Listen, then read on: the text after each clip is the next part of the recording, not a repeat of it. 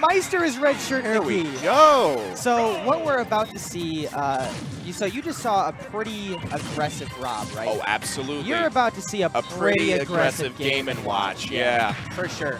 See, now that makes sense. And we're already getting a hint of that aggression here as he's just laying the smackdown on Kicker's Dark Samus, barely letting him touch the ground. Sorry? Nah, we're good. One of the things Maister really excels at is being able to plan out exactly what an opponent's option in the air is going to be and read that perfectly. You'll notice in this matchup, he'll keep Kicker in the air, and every time it looks like Kicker's ready to land, he'll put him back in the air again and put him off stage or in a bad position. Yeah, it looks like that's exactly what's going on, and Kicker really trying to come in and make some pressure, but no, he can't. He can barely get a hit in on Maister's pressure. Yeah. Like, it's kind of incredible how much Kicker's air game is being affected by Maister, but he's making it work, kind of. Yeah. There was definitely a moment where Kicker was able to get in pretty close to Maister and was able to land some pretty good damage. One thing he does need to watch out for, though, is that bucket of Mr. Game & Watches. He can certainly soak up those power shots and he'll oil you up, baby. Yeah, so he'll oil you up as we saw with that last stock. Ooh, man, Maister coming in again. Kicker's just barely able to get in here. Yeah, and that's the unfortunate thing right now when you have somebody who's so good at controlling neutral and the aerial game like Maister is. It's hard to actually find a place to get your stuff done. Even that ferret that normally is not that easy to hit when it comes to playing Mr. Game & Watch because it's got a weird hitbox. He's able to hit it there, and not only that, lead it directly into an air. Yeah, he's able to combo off of these aerials really easily as Game & Watch, something that Kicker is attempting to do, but unfortunately, like we've seen earlier, the pressure that Maister's laying down just doesn't leave him a lot open for his options. Like, he can't get combos in. He can get that Baron, though, which will give him his first stock of the game. Yeah. Kicker's been doing a pretty good job. Even though he hasn't really been able to find a successful way in, he hasn't been extremely impatient. And because of that, he has been able to find moments of brilliance. Mm-hmm. And honestly, I think that's what he really needs right now is that patience because, things like that. Like, if you're able to stay on stage and really wait for your opportunity instead of jumping in, you're honestly going to be able to make this comeback. Yeah. So, that's the thing when you keep dropping those bombs with down B. Maister is able to get over there and suck him up with his with his barrel and not barrel, but his bucket, and get some free stacks going. Exactly, and the bucket's range is big. It's a lot bigger than you might think, but especially I saw a game at Ignite this last Wednesday where Maister was soaking up Snake's grenades from like miles away. So this guy has no problem in staying away from those projectiles. Yeah, he has no fear from a zoner like Dark Samus. And with so much recovery on a lot of her moves, it's going to be really difficult to even get in on Maister. As we've seen lately, but even so, like, it seems like every time he tries to come in, it's just all for naught. Yeah. And we'll see here if Maister is able to take this second stock. Not Maister. If Kicker's able to take this second stock from Maister, he's still got a pretty good opportunity to come back to this thing. I do think that he has some comeback potential, even though he is at such a high %. I mean, Maister, we got to keep in mind. Oh, that'll do it. Okay. Never mind. Yeah.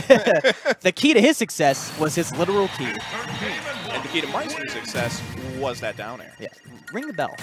The market's open. Maister takes game 1. Mm-hmm. Now, here's the weird thing about that matchup. It seems like Kicker was able to get some like little chip damage in here and there, but for the most part, it was Maister controlling the match. Absolutely.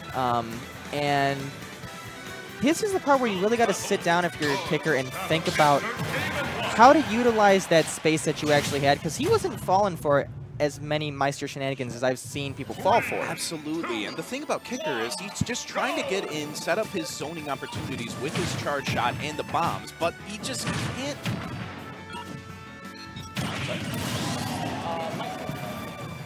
Whoa, what happened? My goodness. Mick, you madman, you made me miss it. No, we missed the first moment of the match. Mick, dude, the whole venue turned into like a deep cave. It went whoa.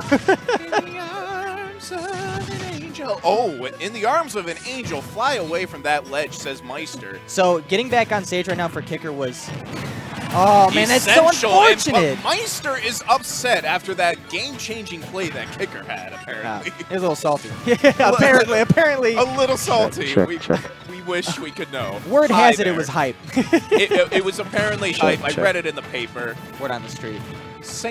Oh, man. And they're just baiting each other out. Maister's staying on the ledge for just a couple more seconds to keep Kicker guessing. Yep.